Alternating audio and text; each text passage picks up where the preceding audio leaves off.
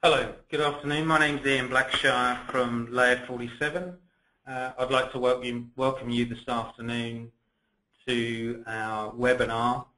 And this afternoon I'm joined by Paul Wilson from NetApp. And the focus of the webinar this morning is on NetApp's V-Series solution. So for those of you that may be familiar with NetApp, they've got an incredibly strong storage solution. The V-Series solution is focused on layering NetApp on top of other existing storage manufacturers. So the way that we run these seminars, you're going to be kept in mute mode because sometimes we get a lot of feedback if we don't do that. If you have any questions, there's the question facility, and also there's a chat facility as well. So in terms of an agenda this afternoon, this is typically what we're going to do. We're going to last about an hour. So I'll do a brief introduction on Layer 47 and the type of technology we focus on and types of customers that we deal with. I'll then hand over to Paul, who's going to give you an overview of NetApp's V-Series. And then Paul's also going to, his presentation goes into a lot of the technical features of NetApp. Now in terms of the sort of broad scope of the discussion, although it's focused on V-Series, many of the features, well in fact all of the features that Paul's going to talk about can either be used on top of other storage manufacturers or by using NetApp's own storage solution, their FAS series. That should take us to about 10 to 4, and then I'll open up for questions, and if you could do that via the question tab. And then if you found the NetApp series of V-Series of interest, I'm going to briefly just touch on the fact that we're open to you trialing the solution. That would start with an informal discussion about your infrastructure and requirements. So I'll just now briefly just position what we do at Layer 47. So we've been in business for nearly 10 years now. We're part of a bigger group. We're part of a group which is under the JetNexus banner. And the scope of our work is quite broad. We obviously do a lot of storage, but we do an awful lot of WAN optimization, and load balancing. Another area that we're doing considerable work in is VDI.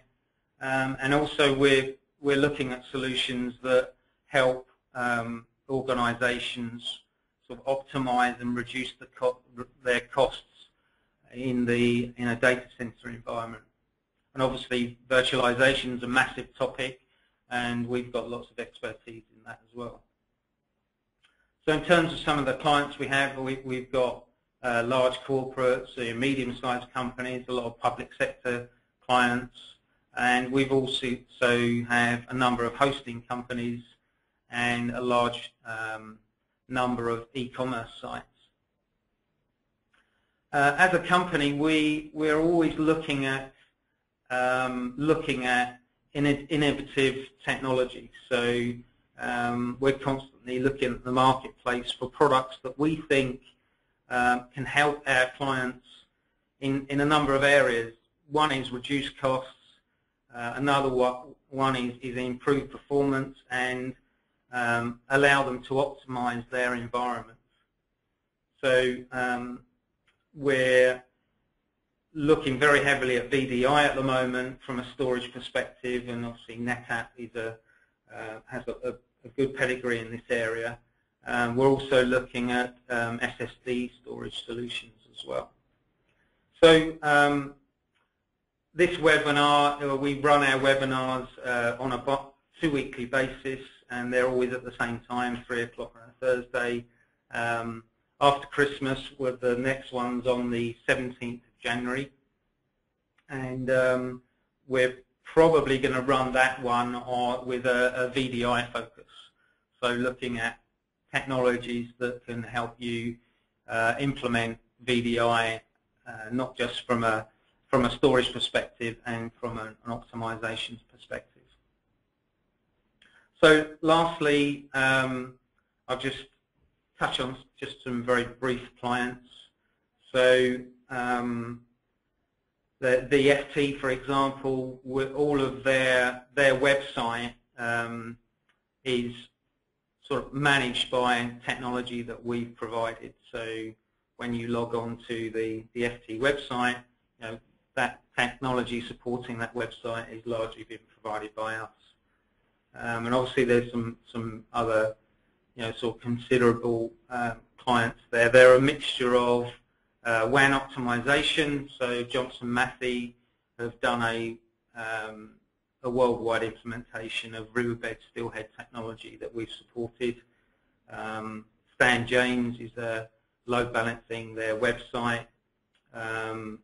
EasyJet again, and there's a number of others on that list that are just purely storage based clients as well. So hopefully that's given you an idea of the type of company we are and the type of work that we do. And I'm now going to hand over to Paul Wilson. Bear with me a second here.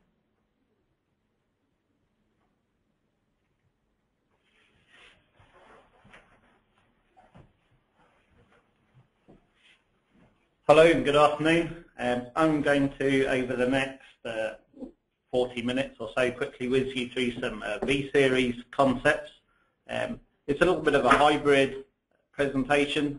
Some of it is quite sales focused, some of it is conceptual, and there's a little bit of technical stuff in there, really just to highlight the ease of deployment as much as anything. I would also somewhat apologise for probably more slides than we can really go through, so I wanted to leave them in for completeness. If I bomb through a slide that you think had something pertinent on it, we can certainly answer any of those questions towards the end of the presentation.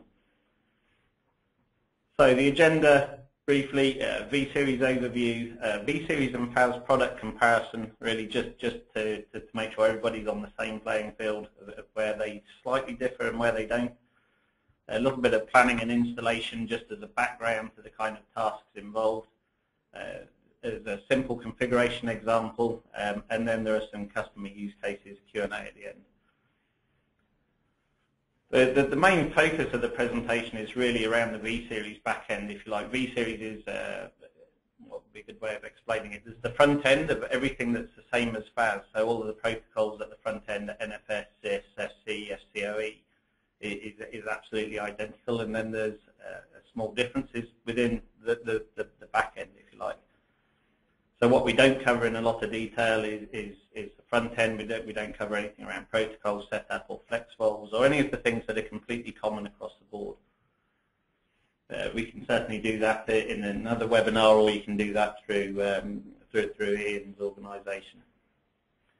So a traditional heterogeneous storage model looks somewhat like this. Perhaps many of you have something similar to this, where you have a vendor A, vendor B, possibly vendor C.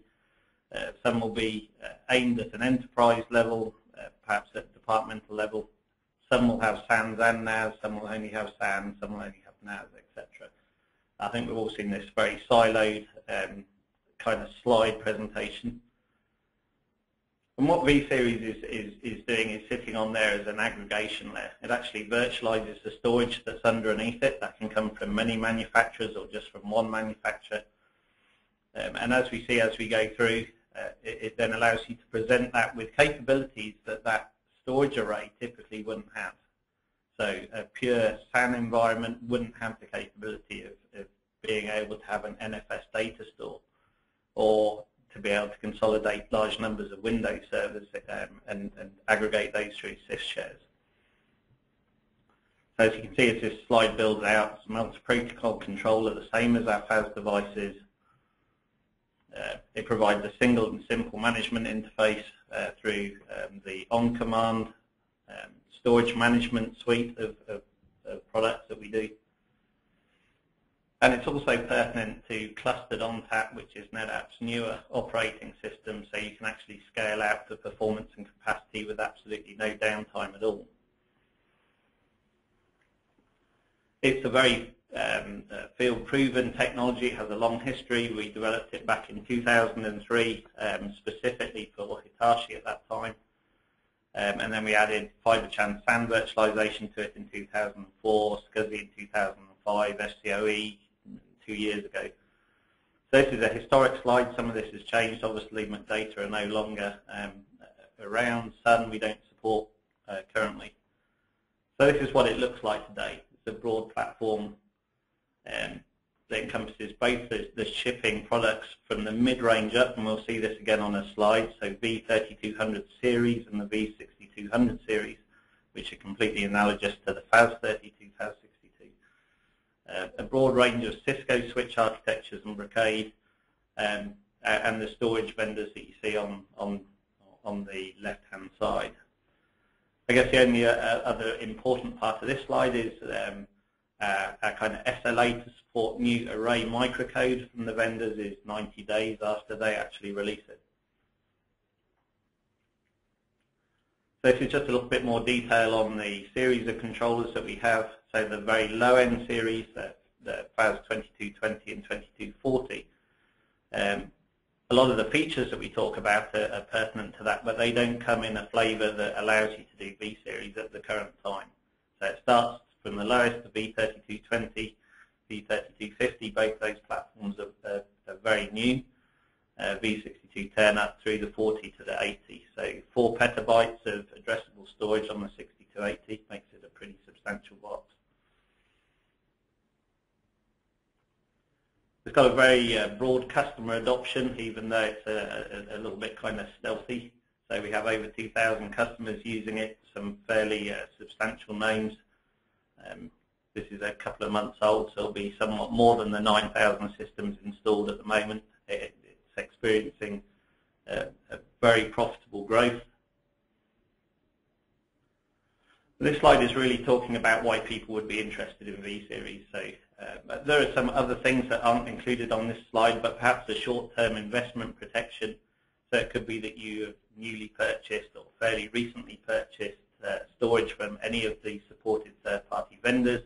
Obviously, you don't want to have to rip and replace that. You might have a preferred vendor strategy for whatever reason in terms of pricing or just ongoing relationship or some applications that are specifically run on that. You don't have to give the whole array over to V-Series. You could have a corporate standard that's just going to take a considerable effort to change, or you have significant operational expertise in the environment you currently have.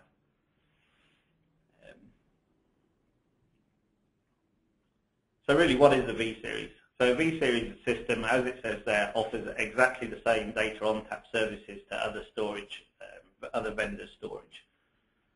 It's exactly the same hardware, so a V3220 is the same hardware as a FAS 3220. It has a slightly different bezel, well, the name is different. The rest of it is identical. Supports both block and file services, again a slight recap of what we've already seen before. Supports all of the NetApp portfolio of business solutions with the exception of certain compliance solutions. So clearly we have a compliant snap lock. It comes in 2 flavors, enterprise and compliance. Enterprise allows you to lock data such that your senior management could potentially unlock it, and compliance, even they can't unlock it. We can't support the compliance version because we couldn't guarantee that you wouldn't perhaps delete the LUNs from your HP storage array.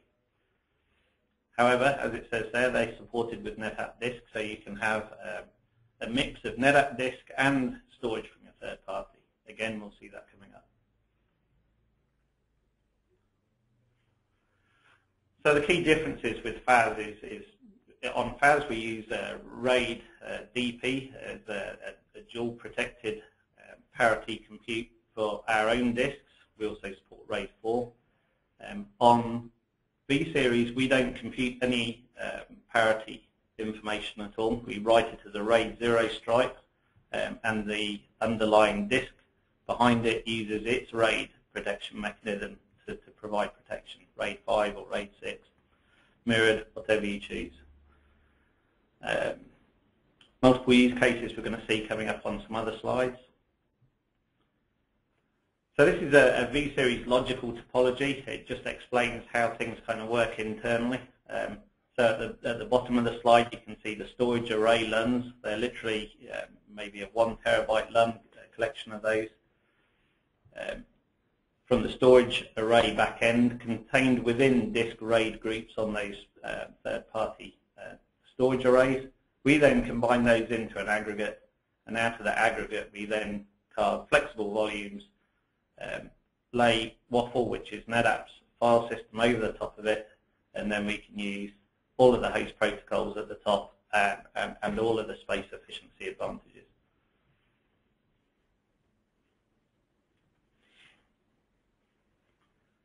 So mixed disk and LUN support, as I already alluded to, you can take the third-party storage arrays that you may already have on site, and you can additionally add NetApp disk. It shows this actually going in the SAN cloud, but today they would be more likely to be trays of SAS and SATA that are connected directly to the storage controller. So that obviously increases your flexibility. It provides, it says, a reasonably easy transition to NetApp storage. You can go backwards and forwards, for instance, in a VMware estate. You might have an NFS data store provided from NetApp disk and perhaps BMFS provided from your existing array, and then you can vMotion stuff between those as you get comfortable with one technology. The third point is probably reasonably important. We have many customers who actually implement with just NetApp disk initially. So in that case, it's a V-Series that comes from the factory with NetApp disk. It's already pre-configured with the boot volumes, etc. on there. It's completely ready to go. What that provides is for the ongoing option, should you wish to, of just plugging in fibers into the back of that and then being able to virtualize your storage at a later date. So for companies that might be looking at subsequent acquisitions of other companies, or you just have stuff that you would like to retain that flexibility, that's the way many customers choose to do it. This is a general slide that's absolutely pertinent to NetApp as well as V-Series. So even though it says storage efficiency now on existing storage, that's absolutely pertinent if you just buy V-Series or a FAS. So what we have here is pretty uncontrolled data growth that on the kind of timeline is just going to grow increasingly faster. So what we're using here is a mixture of technologies to reverse that trend. So a combination of SATA and RAID DP with the snapshot technologies that we have, which are very space efficient, thin provisioning, which I'm sure you all know what that is. Cloning, which we'll touch on towards the back end of this presentation, DG compression, and flash cache, which is pertinent to things like VDI. I didn't specifically have anything to talk about VDI, but I'll try and weave it in later.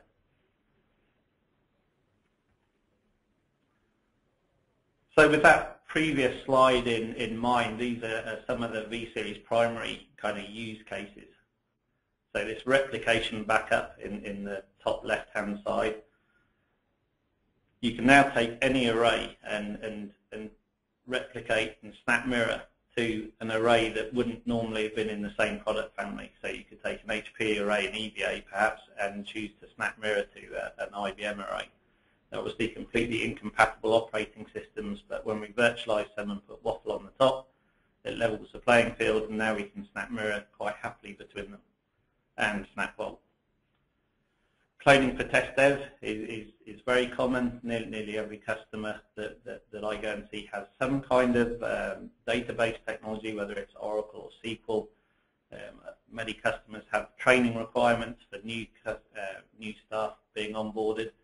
And typically what they have to do is either provide a limited amount of test and dev copies, or they actually have to cut those down and have a subset of their database. Using NetApp Flex Clone, which is a writable snapshot in effect, you can take as many copies as you like, pretty much. Certainly we have people taking 40 copies with no substantial increase in disk utilization at all.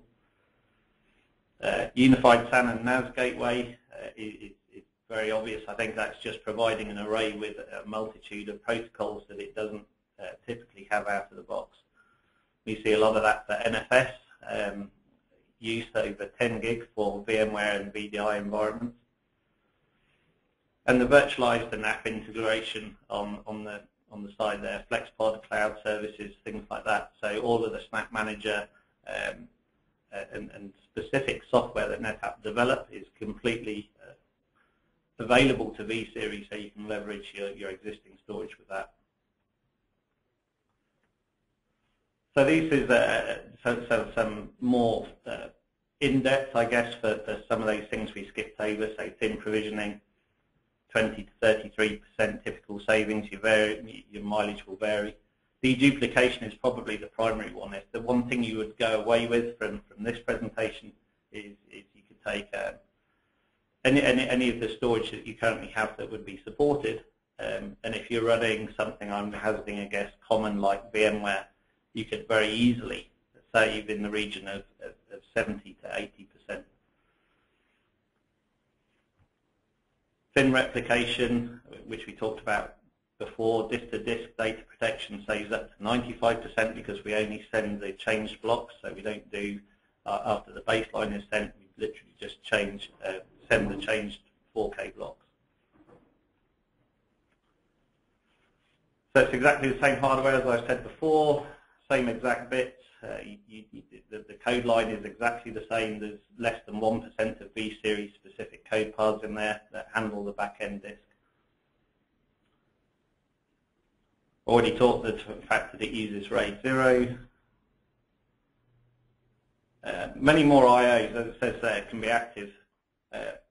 Typically, on a FAS system, you have a little bit of planning to do around the number of disk spindles. Obviously, your array performance is made up largely of the number of spindles and how many IOs each spindle can support.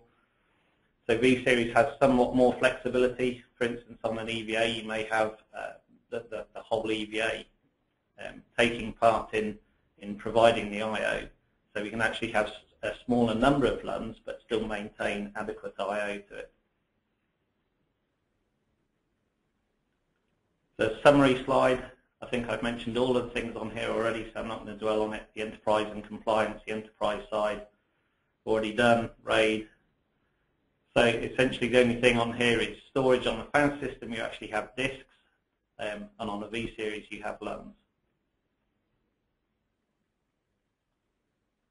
So the replication between SnapMirror on V-Series and SnapMirror on FAS includes both async, semi-sync and synchronous modes in either direction.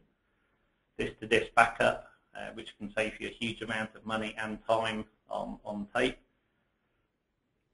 Those three statements, essentially, when you add them together, means you can do it in any direction you like.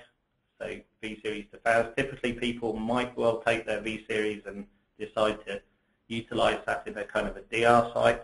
So as it becomes slightly older, they'll replace it with FAS, take that system, put it into a DR, and then use that as a Snap Vault target from their FAS system. The full suite of management supports V-Series and FAS product lines in an identical fashion. I would point out that none of the NetApp products of management try to manage the underlying array. So you still manage your EVA with HP product and EMCs with EMC product. However, once you virtualize those arrays and they now become part of an aggregate, your day-to-day management is a lot less, because essentially you're just keeping that array kind of fed and watered, and as long as it bends that same LUN day in, day out, that's all we need it to do.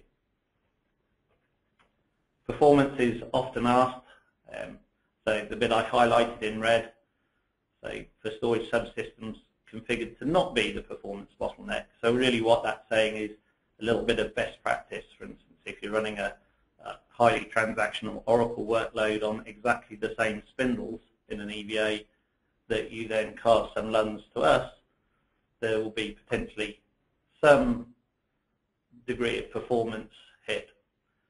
If that isn't the case, and the LUNs are laid out in an optimal manner, then typically you will see slightly better throughput from a V-Series than the equivalent FAS, partly because we don't have to compute the parity stripe. In terms of latency for V-Series, they can be somewhat faster because there's another layer of intelligent disk cache on the front of that. So there are a couple of implementation styles shown on this slide. So the one on the right-hand side is a single large array with multiple disk types in it. So there'd be some 15K, perhaps fiber channels, some 10K, perhaps some SATA or SAS as well.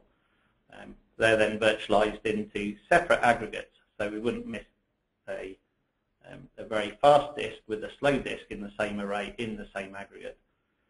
On the left-hand side is a similar proposition, apart from, in this case, it's 4 separate arrays, so there might be an enterprise array and perhaps a kind of departmental level one. And again, we'll take those disks, virtualize them into the same V-Series, and then produce what would be a gold aggregate for performance, a silver and a bronze kind of tier.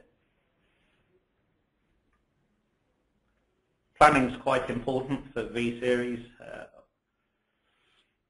There's a very adequate planning guide that's on the NetApp support site that goes through with a load of diagrams of supported SAN configurations, clustering, LUN path management, all of the things you'd kind of expect. It's pretty required reading, even though we obviously have a complete set of support and professional services to help you do any of these tasks.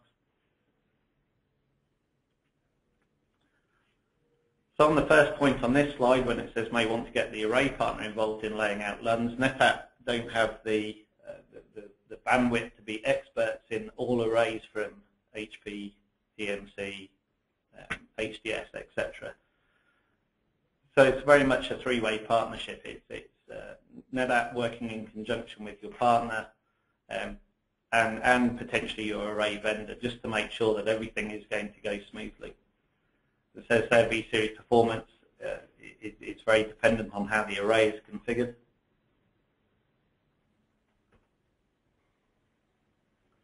So LUN count versus capacity. When we advertise the maximum capacity for any of our heads, it's taken as the maximum amount of LUNs at the largest capacity disk we currently ship. So for instance, on that large 6280, the 4 petabytes is reached by having a large number of 3 terabyte SATA drives. So as it says there, if you happen to give a V-Series a very much smaller LUN, you'll actually run out of the LUN limit before you reach that size. So in general, we recommend larger LUNs rather than smaller LUNs. They typically be perhaps a terabyte or 500 gigs and upwards. Just a little thing on checksums. It's probably an important thing to at least just be aware of. When we write data to a V-Series LUN, we obviously want to be absolutely certain that the data we said that we wrote to it is in fact written to it.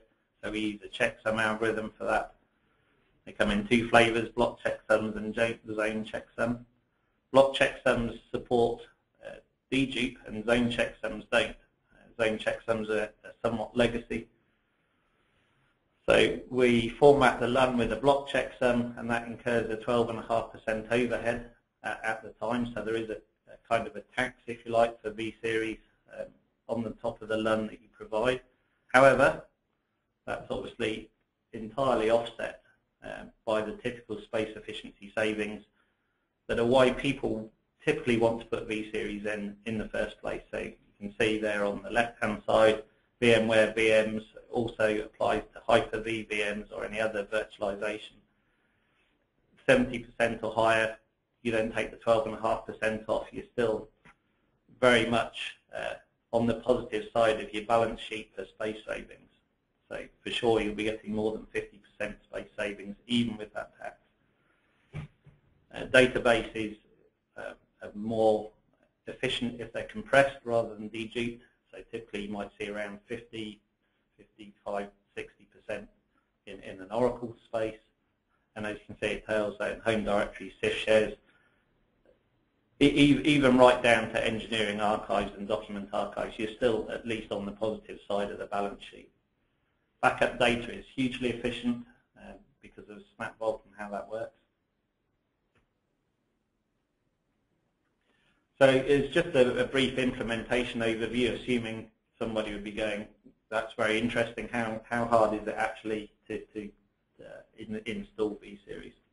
It's pretty easy, really. So you provision the LUNs, create these the logical disk groupings, as you would do normally, assign the LUNs, and we'll see an example of this towards the end. The LUNs appear on the V-Series in place of physical disks, and then from there you just build them into aggregates and volumes. It's very, very simple. So it's like setting up a fiber channel SAN with the V-Series being the host.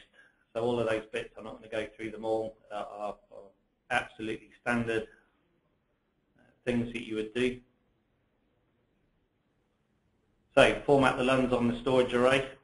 The first LUNs are the ones you'd probably put the operating system on unless you were buying NetApp disk with it. Cable your V-Series to your switches. Jump into what we call maintenance mode boot, which will allow your fiber channel switches to see the worldwide names in order to be able to do the zoning, which is pretty simple. You then set the host groups and LUN security so that they're actually just usable by the V-Series. Load data on tap on top of it, and then after that you just assign as many additional LUNs as you require for your data. And as you move forwards, the only things you need to do to add more capacity is that step. You just keep on assigning additional LUNs and then adding them to the aggregate. Test and document, obviously.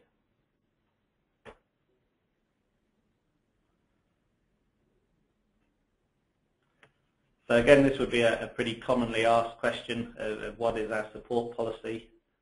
As it says there, customer has a premium support contract with NetApp, we obviously will troubleshoot and fault isolate any of the issues to determine whether the fault lies with the NetApp components or software. If the fault isolation determines that it is actually the third-party equipment, then it'll obviously be down to the customer to open a case, which we will continue to work jointly with. So we don't do obviously EMC support or the HP support. That still has to come from the underlying storage vendor.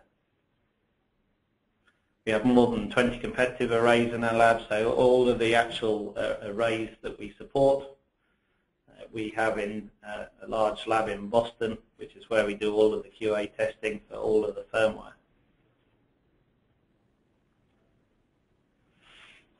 So these are some use cases actually brought to life with the actual customer involved. So this is a large telco that saved over $16 million using FlexClone. Admittedly, they had a particularly large landscape that they then had a huge number of copies of, say 40+ copies. As you can see, the clone creation took in excess of 24 hours, restoring it took 24 hours. It was truly verging on unmanageable. So they used V-Series to virtualize their HDS environment and then used flex clones to take almost instantaneous snapshots, which they then converted to a clone. The clone creation typically would take well less than 2 minutes. It would almost be in seconds. And then the only space that the clones take up is the change data, so a very modest amount of rows that were changed.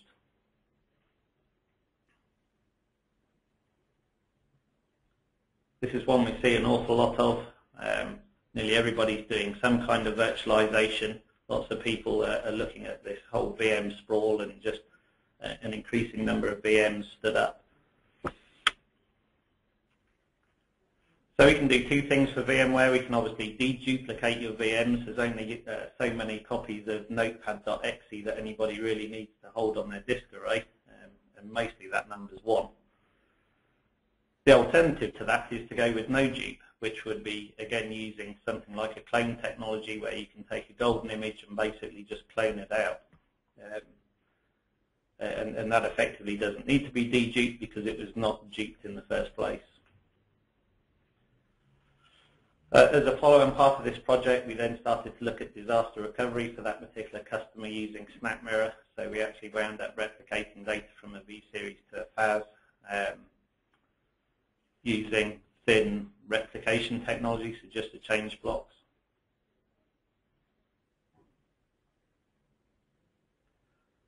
Windows file server sprawl. Again, it's fairly obvious. Most people have a reasonably large estate of Microsoft file servers. They can all be consolidated down directly into NetApp's data ONTAP operating system. So this particular customer consolidated or retired 15 servers, obviously had reasonable cost savings associated with it. So this particularly large insurance company had quite a reasonable replication requirement, so they were transferring a pretty substantial amount of data on the wire over 3,000 kilometers, which effectively they couldn't get done. They were looking at having to buy compression devices and or upgrade their bandwidth, both of which were reasonably costly. So the implementation of V-Series allowed them to again use that thin replication technology in SnapMirror. So the base transfer obviously still had to happen, but after that it was only the change blocks.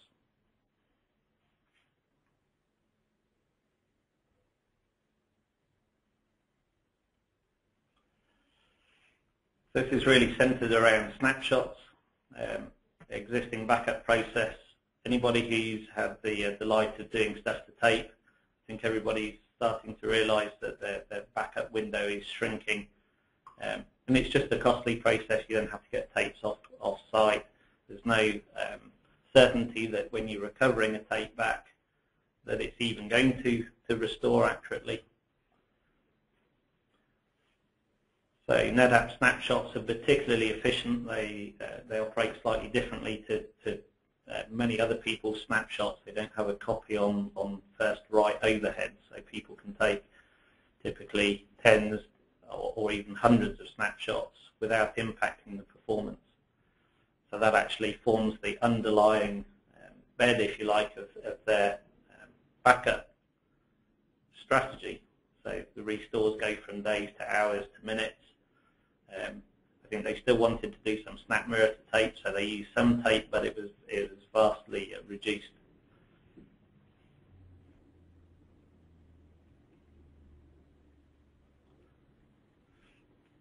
Things like Exchange, SQL, Hyper-V, VMware, Oracle. We have specific applications that NetApp developed to interface with those in order to be able to do consistent backup and restores. So the Exchange server with Snap Manager for Exchange and single mailbox recovery allows you to take those business applications and get a much better level of control over how you back those up and how you manage them. So I think that's probably all I have as a kind of an overview. I know it was a pretty whistle-stop through, so hopefully there'll be some questions that we can spend some time on. Right, and as I said at the beginning, if you have any questions, if you could post them in the questions window.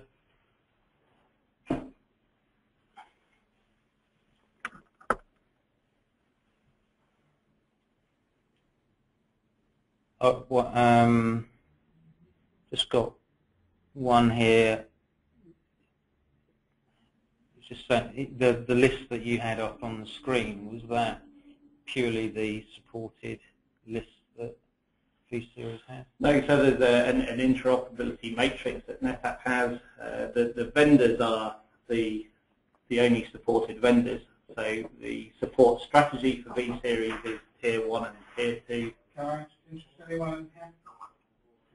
Is Tier 1 and Tier 2 arrays from those vendors. So for instance, from HDS, that would typically be HUS, Tier 2 would be the AMS line of products, and USPV, for instance, in the top tier. From HP, that would be EVAs and the XP arrays or P-Series, but wouldn't include what we would term as Tier 3 arrays like MSA. Okay.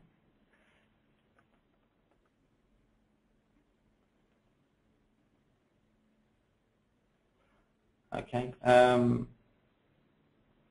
Seem to be any other questions. So as long as if that's the case, I think what I'll just do is just wrap things up.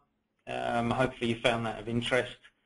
With all the these types of technologies, the way that you prove them from a technical and from a business perspective is to trial them. So if anybody would like to take that step or is interested in doing that, then please, we'll be sending you a follow-up email to this, and if you have any further interest, then just respond to that. So there is one thing I'll just say actually that I didn't include in that deck, but we actually have a 9-month payback guarantee that NetApp underwrites for V-Series, and the long and the short of that is that any investment made in V-Series we guarantee will absolutely pay for itself in 9 months. If for any reason it doesn't, the shortfall in disk, NetApp will actually provide for you free of charge. It obviously has a reasonable amount of T's and C's around it, but we're very confident that V-Series in your environment can absolutely save you a substantial amount of money in a very short order. I was going to say that obviously we deal with a lot of clients in the storage arena, and obviously there's a big expense in terms of buying additional disk capacity, and something like NetApp V-Series, when we discovered it, is something that if we're talking to a client that's looking to buy additional disks, this would be an option that we'd certainly discuss with them, because not only can they offset disk purchase, but they can actually, through the deduplication, they can actually reduce the amount of storage that they've got. So I think it's a really, really interesting technology, and as one that that we feel that is a bit of a hidden secret, really, in terms of we did, as NetApp solution providers, we hadn't spent much time looking at it. So thanks for your time. The next webinar that we'll be running will be, as I say, on the 17th of January. We'll be posting details via email about that subject. We're weighing up whether that's going to be sort of a VDI, have a VDI emphasis, or a sort of web content emphasis. So thanks for your time, and as I say, we'll be following up with an email. That email will provide you with links to the recording of this, and also Paul's presentation, so you can download that from our website once it's been posted. Okay, thanks for your time, and this will be the last time I speak to some of you before Christmas. So have a very good Christmas and a Happy New Year.